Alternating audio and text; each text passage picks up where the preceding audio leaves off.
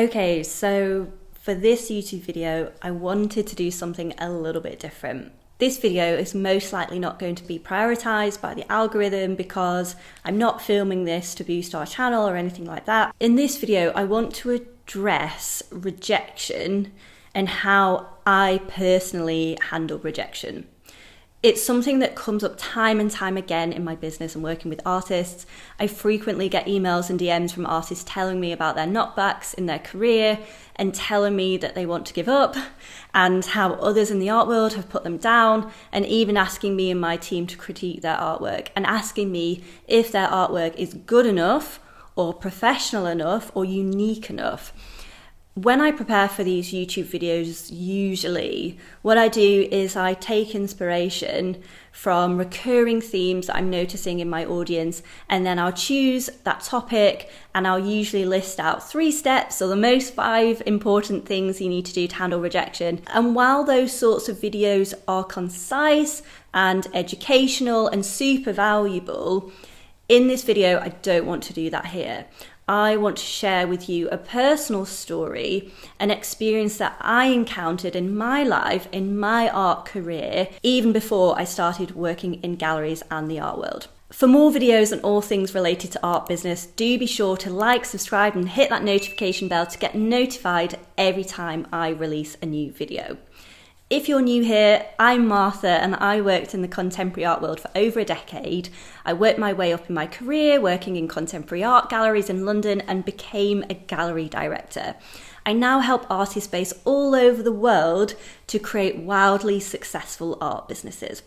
Before we dive in, we are going to be opening up a few spots to a new high-touch group program coming very soon for artists that want to create more income from their art while having more freedom to create. If you're interested in finding out more, then click the link in the description below now to join the waitlist. Now, as some of you already know, before my art world career, I studied art. It was always my primary subject in school. I was top of my class. I went on to 6th form and got the highest mark in fine art out of the whole college.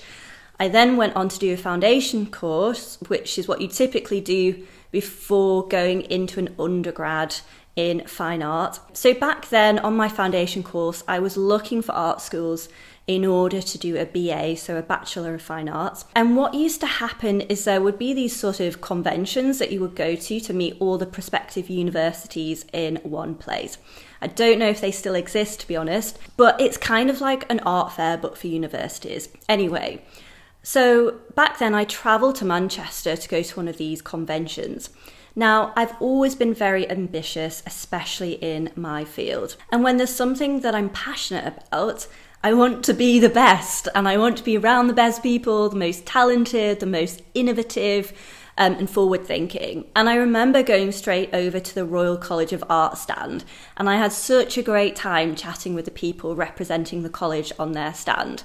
Even though they said to me, you're going to have to come back in a few years' time and apply then because the RCA only run postgrad courses. Naturally, I had my heart set on going to a top London art school, and I travelled all this way to Manchester, and I had only really come to speak to the London art schools.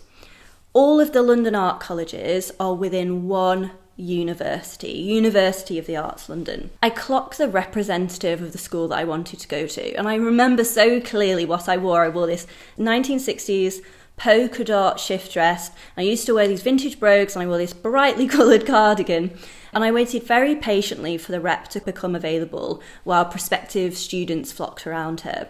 And I figured that I would ask a question about the fine art courses that they ran at the art school. So I noticed that she was free and I began to approach her, and she saw me, and I opened my mouth and I started asking my question, and she said, "Can I stop you right now? I can just tell by speaking to you that you aren't the right fit for our school and it just wouldn't be right for you." This woman, this representative of the art school that I had my heart set on, shut me down right then and there. I was so shocked.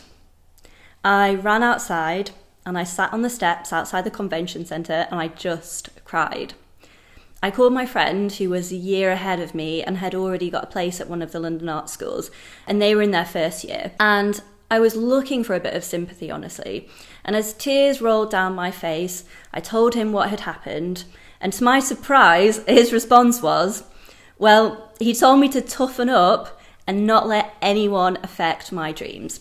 I was really shocked by his response and his lack of sympathy. And I sat there on those steps, I let it sink in, and I began to feel okay again.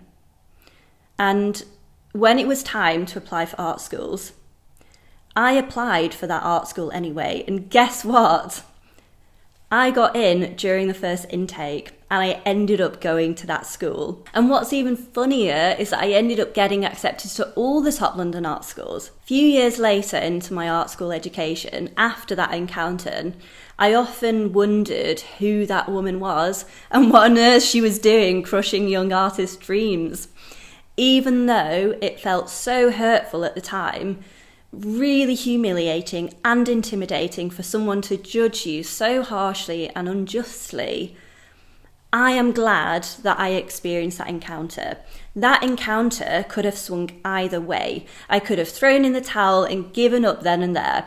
Many people would have become jaded after being shut down like that, but I chose to say, F it, and apply anyway. From that moment forward, I began to actively look out for people trying to steer me off my path and prove them wrong and go ahead and follow my dream anyway. I actually saw it as a sort of challenge and got into this sort of habit of proving people wrong. To me, I saw it as a rite of passage, especially following my degree and starting a job in the art world and making my way up through those various positions and various galleries. I had countless experiences just like that one. And it was all just part of the process. You need to go through hard times in order to appreciate the good. You need to have contrast in life. That's what makes things so exciting. It's having a challenge and overcoming it that develops your sense of character, that makes you stronger and makes you more resilient. Shit will come your way. It's your job to look at it straight in the eye and handle it. You can handle it. You can handle anything. So if you have a burning desire inside of you like I had, like I still have, let that be your North Star. Let that guide you. Hold on to what you want and fight for what you want. Never let anyone dictate your future or your path in life. If you want to go all into your art career instead of just dipping your toe in, please just go for it. You really have nothing to lose. You only get this one life. This is it. I actually see situations like this as sort of like a passing a test, almost as if it's required in order to get to that next level. So spin those situations around and reframe them in a different way, a way that motivates you and keeps you on your course. Now, I'm sharing this story with you because I want you to know that rejection happens to the best of us. If we are striving for the best things that life has to offer, well, those things don't come easily. It does take perseverance, unwavering focus and commitment. I really hope you've enjoyed this style of video and that it's inspired you in some way to follow your dreams and take the action that you've been holding back on taking. If this story resonated with you, or if you have a similar story to share, let me know in the comments down below. I'd love to hear from you.